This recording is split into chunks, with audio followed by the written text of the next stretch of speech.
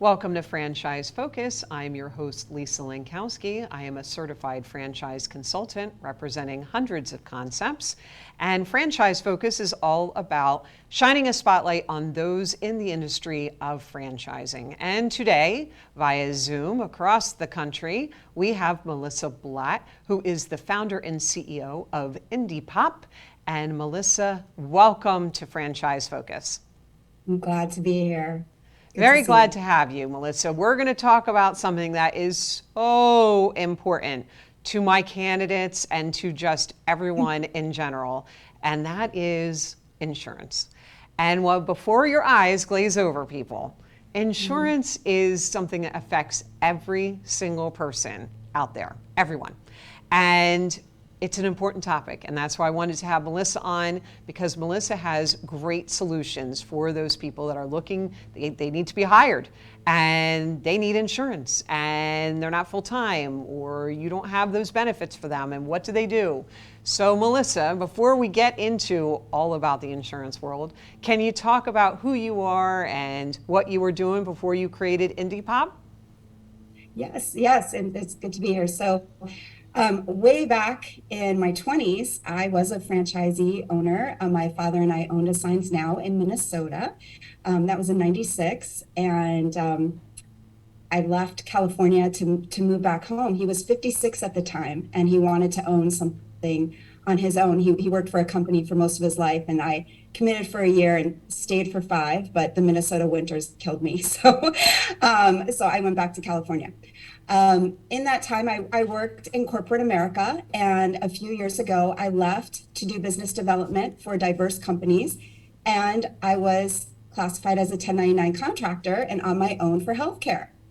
I had a rude awakening of how much healthcare was on your own and not getting it through your company. And the more that I researched, the more that I found there are solutions out there, but they're not mainstream. And what Indipop did was we curated high-value membership-based plans and put them into a marketplace. So they're not an algorithm, they're handpicked by me, and they work a little differently than traditional insurance. Excellent. And, we were introduced by Ella Burns, so thank you, Ella, Yes. for this great introduction. And your tagline is the first membership-based healthcare marketplace disrupting the $1 trillion traditional health insurance industry. There's a lot to go into that statement. Talk to us about that. So insurance is the transfer of risk, which is great. There is a place for health insurance in the United States. We're a country that you receive your health care through your employer. Well, when you're a franchisee owner, and I remember this for myself, my family had a plan, but we didn't have a plan for our employees. And that was in the 90s. And I don't know if things have really changed much since the 90s, where a lot of owners, small business owners, really struggle to provide health care for their employees. And this has been an issue where insurance keeps going up 6 to 9%, sometimes 13% every year. And when you have less than 50 people, it can be really difficult to find plans that, number one, are quality, and number two, are affordable. Because you can find affordable out there, but they might be skinny plans with small networks, high deductibles. That's what I was finding. I was finding $8,000 deductibles. My monthly was going to be between $500 to $700 a month, and they were really small provider networks. I don't know about you, but I really like to stay with my provider as continuity of care. So I don't want to start messing around with that. But the membership-based plans are out there. There are dozens and dozens to look for, and that's where Indipop comes in. By the way, Indipop stands for Independent Population.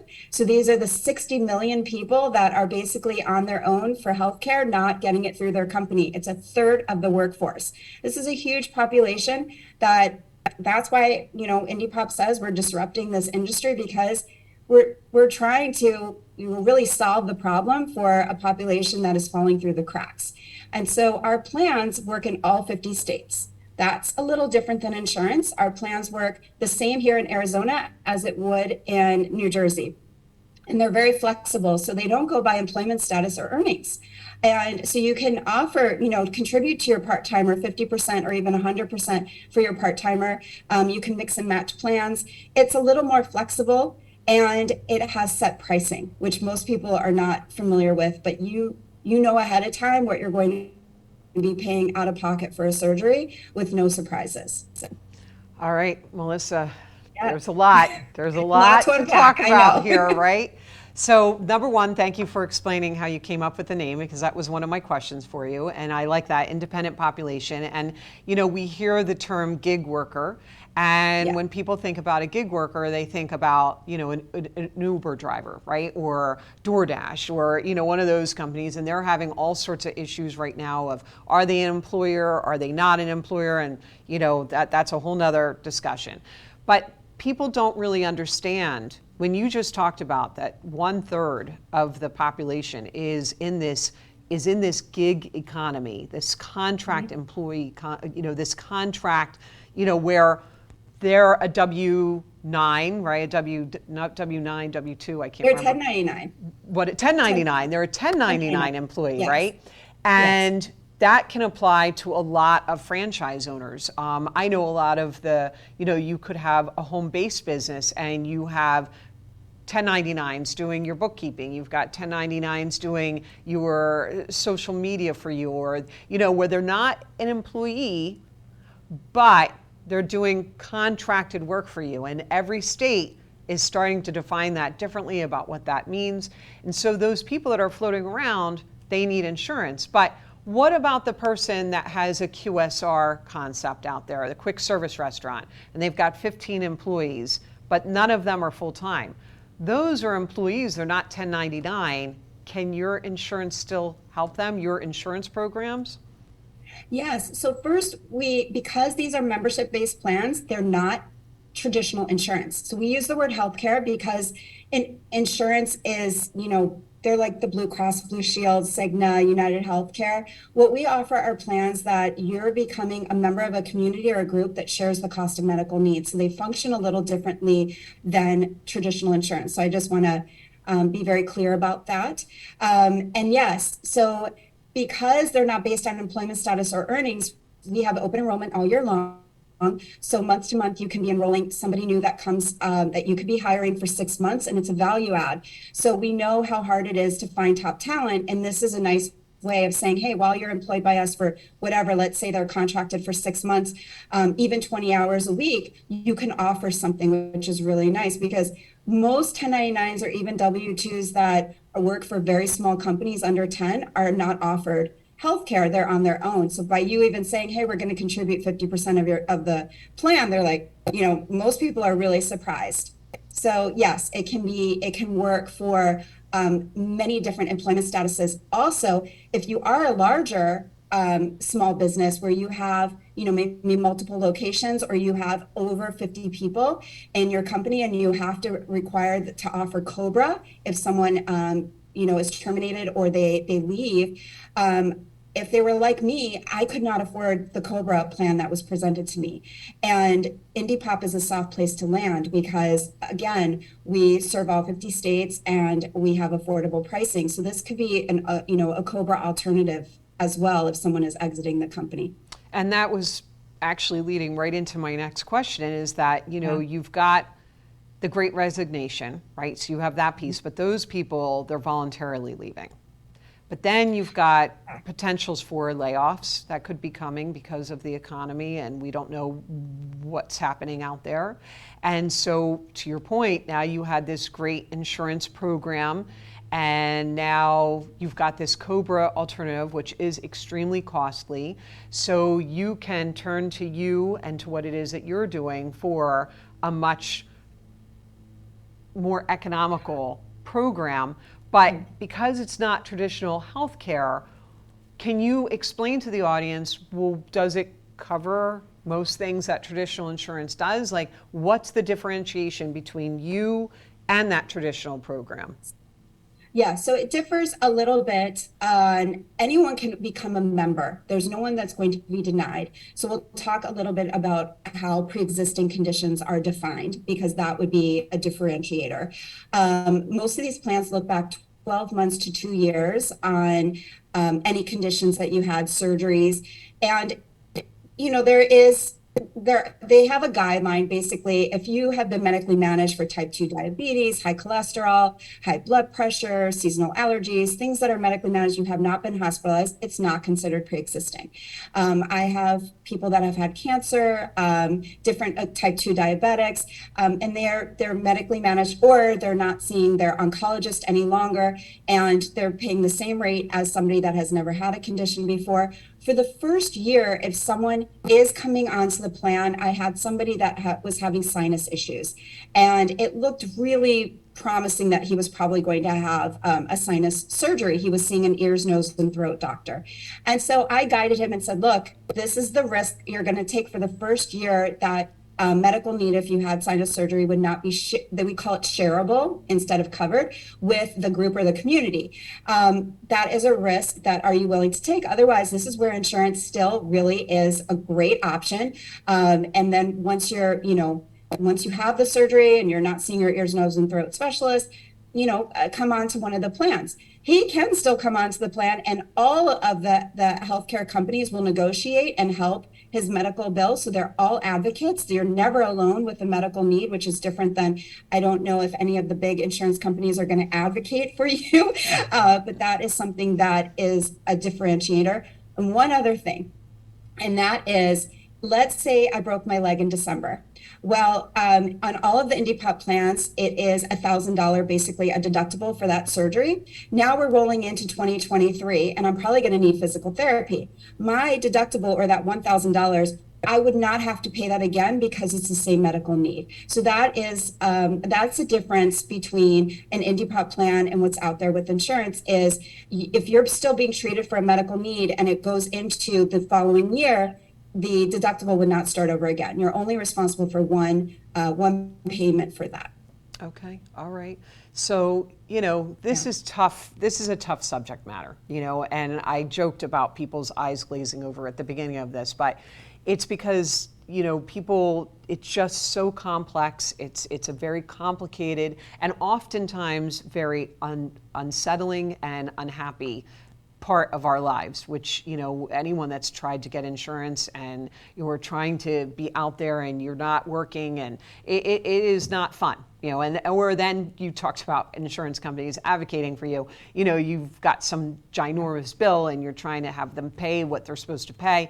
It's just not it's a fun area. But I found it very necessary to have this conversation with you, Melissa, because I hear this all the time from my candidates. And I just heard it this week where my candidate said, well, what do I do about health insurance? And I said, well, you're not mandated to cover for your employees unless you have X amount of employees, and you probably aren't going to have a concept that gets to that point. But we talked about how incredibly important it is to offer something because you want to talk about that retention. And we've got a very, very tricky labor market and this competitive labor market. And by offering a program like what it is that you have that sounds incredibly economical and reasonable, where you have the opportunity to be a part of it, it's exactly why we're here and having this discussion today. So we're going to take a quick break, Melissa, and then on the other side, we're going to keep on talking about insurance and why franchising. Why did you sit there and put your focus in the franchise space? So we'll hear all about that after a quick word from our sponsor, Zoom One Media. Stay tuned.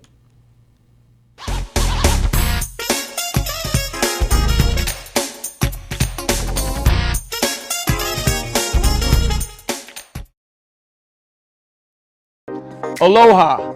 Joe Silva here with Kukua Technologies. I'm excited to see you on Tuesdays on Morning Coffee for our tech tips.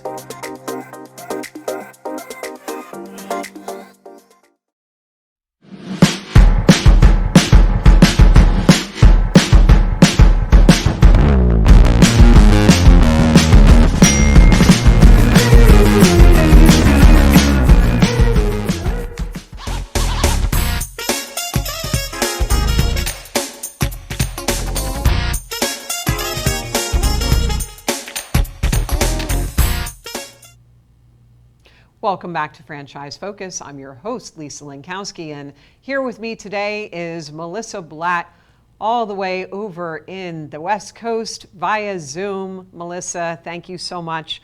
On the other side, we are having a pretty deep conversation about deductibles and insurance and pre-existing conditions and all of this other good stuff that is so important for people that either need insurance or they want to insure their employees. So let me ask you this. This show is all about franchising, right? I've said franchising 17 times, since the beginning of the show tape there. Why franchising? Why are you trying to work with franchise companies specifically? Why is that an area that's of interest to you? Because franchises are small businesses. Most are, they might own one or two and employ, two full-timers, maybe a part-timer. Not all franchisees own, multiple locations and have over 50 employees. It's like the American dream to, be able to own something in a franchise is an amazing solution or an opportunity to be part of something greater and still own your own business. But they fall into the healthcare dilemma, which is I really want to insure or provide healthcare for my employees. But my goodness, if I get healthcare, I might not be able to hire that part-timer because I can't afford to. And so, this is why I started Indipop, was because I fell into an area, I call it the rock and the hard place, where I didn't qualify for free healthcare. I also didn't qualify for a subsidy. The insurance plans that I found were ridiculously expensive, and they provided less and less. And so I said, if I can find a solution for myself, I can help an entire population of people. And when I did, I realized I never even heard of these membership-based plans before. And that's when I started to look and go, wait a second, they're not all the same. So how do we even vet them? And Indipop plans, there's no annual or lifetime caps. It's open network. So we really looked at, criteria that I would find a plan that I could entrust not only with myself, but my family and my friends. And so, basically, I think franchisees owners, their employees are an extension of their family. I remember how close we were with our employees. Yeah, all good points. And you're right. It is this great part of the American dream until you get to that insurance piece. And then it's just like, what do you do about that? And you've got a reasonable solution. And I was just talking with someone yesterday who is also in this world, and his business does not cover pregnancy and it does not cover pre-existing conditions. So the fact that yours covers both is very, that's very intriguing to me. And I understand you have to be free for that first, for that 12 months, but you normally don't ever hear about that. So even regular traditional health insurance, they'll go, no, we're not accepting you. So sorry, keep on moving. So that's why this is a really critical topic for us today. All right, so you have the ability to review the small business and the self-employed movement. Can you talk about that a little bit? The self-employed. So it's fascinating. When I started the business about 3 years ago, we were looking at 57 million in a population of what they call the gig economy. The numbers that I'm looking at now is 3 million plus. So we're looking at over 60 million, and I don't even think that includes small business owners. So this is a very large population of people. We're looking at, in the next 10 years, the flips of companies hiring more contractors than they will W-2 employees. This is a generation also that I'm working with, a lot of under 35-year-olds, that they are not going to stay at a company, more than maybe 1 or 2 years. And they want to be, they're very entrepreneurial. So gone are the days where my father stayed at a company for 25 years. We're looking at very also, remote working. And we're looking at people moving around more. So it's, how do you adapt to a new economy of more independent people? And that's where healthcare has to meet people where they are. It has to be accessible and it has to be affordable. That's something that Indipop plans are doing. And I think insurance is going to move more in that direction as well. But I think Indipop is just, it's an alternative, another option that people should just be aware of. I'm not saying it's a unicorn solution for everyone, but I think why, in their conversation, you can realize why this should even be on somebody's radar as we move into a society where we have more, more contract work. Let me ask you this, Melissa. So the candidate that I was working with this week who said, what do I do about offering insurance for my employees? Can you do something where when you're looking to own a franchise and you create a pro forma and it shows you all of your expenses and you're trying to put this out for a couple years so that you can understand your cash in, cash out, could my candidate speak with you and you could do a hypothetical of what they should expect to pay without knowing anything about the employees? Like, is that something that you could put together for them? Yes, absolutely. We don't call our team their health guides because we will guide people to the right decision. We don't say Indipop is going to be the one size fits all option. In many cases, like I said, with the person with the sinus issues, insurance is a better option for him right now. But we do, we help people compare plans, even people that are coming from other membership-based plans, to review their plan and say, hey, did you realize you're going to have to reach your deductible when you go into the ER? You don't have a copay.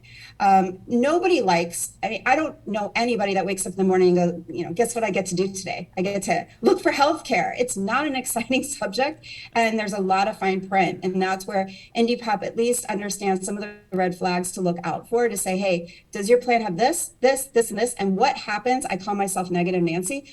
In the worst case scenario, and I go to the worst case scenario and go, this is what your out of pocket would be. This is what it would look like. Because we live in a world where, we don't know. I don't know, Lisa, if you have a direct connection with your appendix to say, hey, are you going to be okay today? Because we don't know the what if scenarios. We don't know if we're going to slip and fall on that dog toy and break our ankle. And I know a lot of my millennial friends are like, I'm 26, I'm healthy. I'm like, again, appendix is one of the top things that happen to young people, and it's not planned. Right.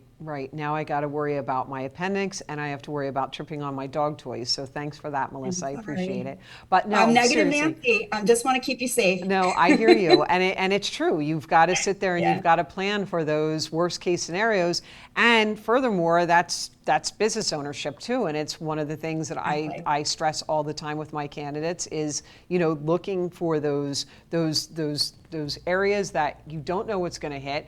And if your employee gets some sort of catastrophic something that happens and they don't have insurance, and now they're gone, and now you've lost that employee and they're underwater, and it's just such a it just blossoms into so many more issues. So, okay, so that's good. So they can come to you and say, I'm probably going to have, 4 employees. They're going to be part-time. I don't know anything about their health, but what can you put together for me? What do you think my out-of-pocket costs would be to cover, or to put in, or match, or put in some kind of amount of money? And it can help them to kind of create a plan for themselves and see if this is even something that they can do. So very good to know. Excellent. And I already have some of them I'm going to send your way. Lisa, but something exciting that I've noticed talking to business owners is they're starting to pay for somebody's deductible if they do become injured or ill, which is really amazing.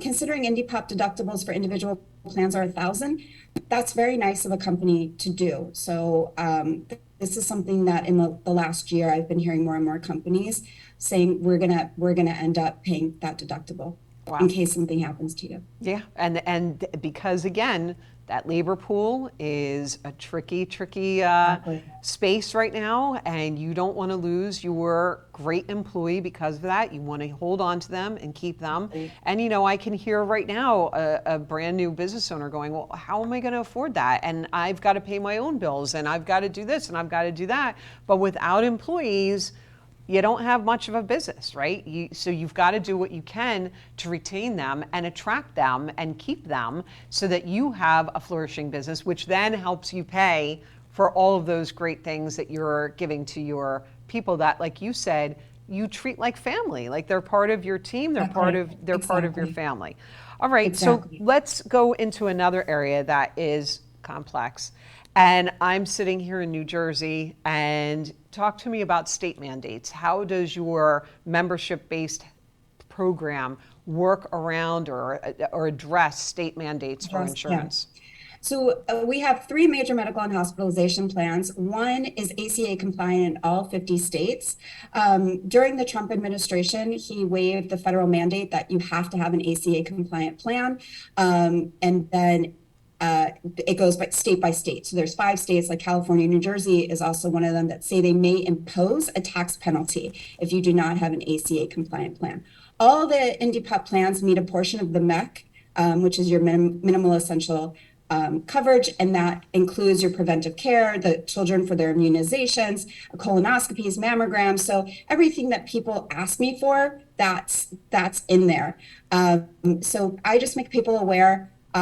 Many families in California say they've saved, $7,000 for the year. They say if I have to pay a $700 penalty, I will, because I've saved, so much money.